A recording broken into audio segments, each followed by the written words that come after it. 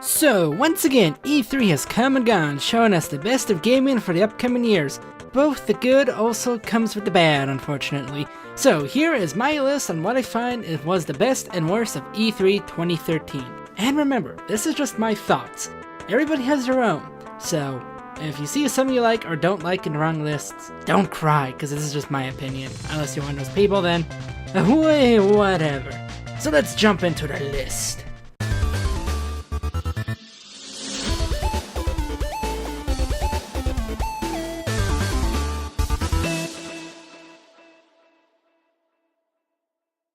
Five best.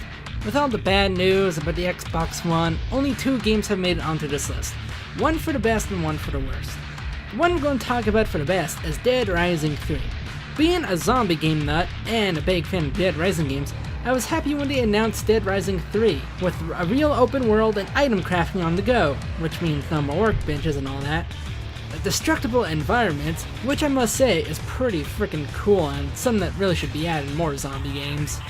And what looks to be a godly damn amount of zombies being on the screen at once. It's going to be pretty awesome. The good news comes with a small price after all. Guns are useful. This is something that always bugs me because in Dead Rising games, well, guns are never useful. They take away from finding random items to use, because if you always have a gun, it kinda sucks. And what I've heard in some interviews about it, there's now 2 new lockers, item locker and clothing locker. Basically, if you find an item, you pick it up, it's in that locker, and you can always grab it from the locker, which kind of makes the game easy, but depending how often you're back at the safe house, it can go both ways. Oh yeah, and airstrikes using the BS Smart Glass. Whoop-de-doo. 5 worst.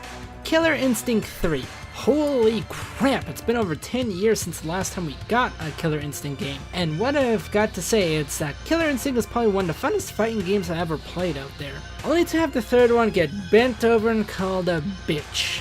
Sure, it's a free-to-play launch title for the Xbox One, but you only start with 1 character, and you have to buy more. I would rather have spent $60 with all the characters on the disc. That would be much easier. And to make it worse, the game is made by the company Double Helix. They made such games as Silent Hill Homecoming, G.I. Joe, Rise of the Cobras, and Green Lantern, Rise of the Manhunters. Why let a company like this make one of the most requested sequels ever?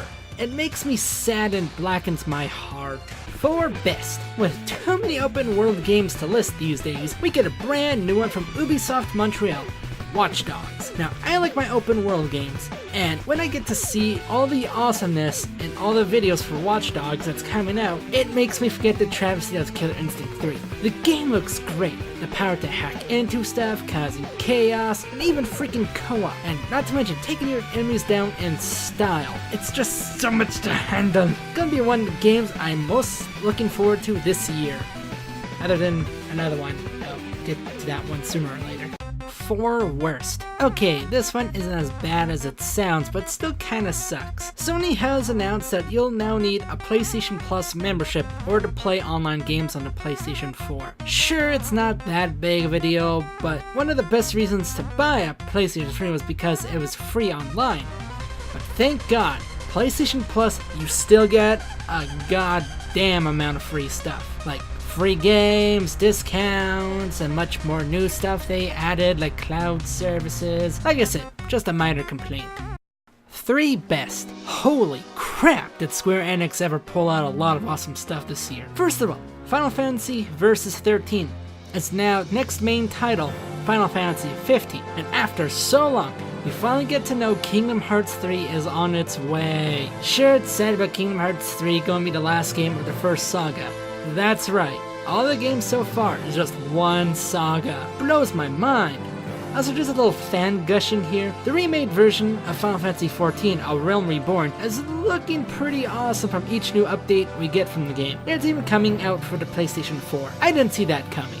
3 worst. Okay, this is just my personal opinion, but I think E3 needs to step down on the big conferences that happen each year. I'm talking about Nintendo, Sony, Microsoft, EA, and Ubisoft. Sure, Nintendo stayed small this year with a Nintendo Direct, but I feel like having an hour-and-a-half conference with only hours apart from each other just takes a lot out of a person. I would rather have small 30 to 45 minute conferences with all the new game news and trailers, but I know E3 is both for the business and consumer, but still, why tell people who don't care how many systems you sold, or you can do this in a game that was just close to release, or even released a few days before? Once again, just something I think that should go away from E3. 2 best. Oh, this is a big one for me. Mega Man is in the new Smash Bros. Holy crap, this is just way too awesome to me. Some of my first gaming memories has to be Mega Man for the Nintendo. Seeing him not dead by Capcom makes me happy. With his Metal Blades, Leaf Shield, Crash Bomber, Slash Claw, Flame Sword, and many more powers, and one of my favorite franchises, I can't stop watching his reveal trailer and my Twitter feed. It just exploded after the trailer. Makes me hope to see more Mega Man games coming soon. Don't fail me, Capcom, please. 2 worst. With the good news of Mega Man being in Smash, Nintendo has once again played it safe. Nintendo, as a lifelong fan, I wish you would try to make new IPs, or try something new with your IPs. We get it, Mario needs a Wii U 3D game and a new Mario Kart, but I'm pretty sure nobody asked for a new Wii Fit or Wii Party. Try something new, like try and make a Legend of Zelda game like an RPG, or even a new custom Robo game, or even just give us a full-on Pokemon MMO on the Wii U with all the regions in it. Just once in a while, Nintendo, try and break your boundaries and make a risky move with your games once in a while. 1 best.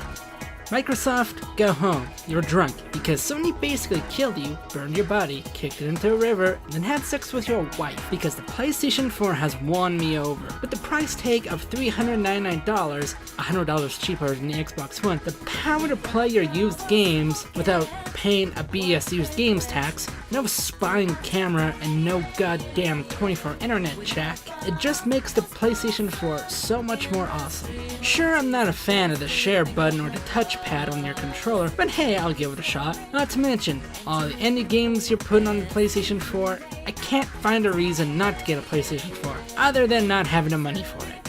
1 worst. Microsoft, you sad, sad little man. It feels like you're not listening to your fans anymore. I own a 360 and loved it, but now the Kinect camera is mandatory and it's always on. The bullshit internet check every 24 hours at home and every hour when you're at your friend's house, and the used games tax. And even the new news that if you're banned, you are locked out of your games you own.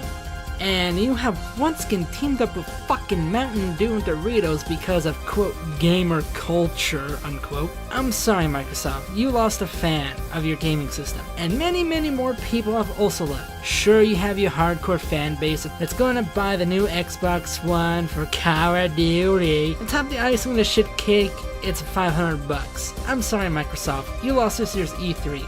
So, just an update.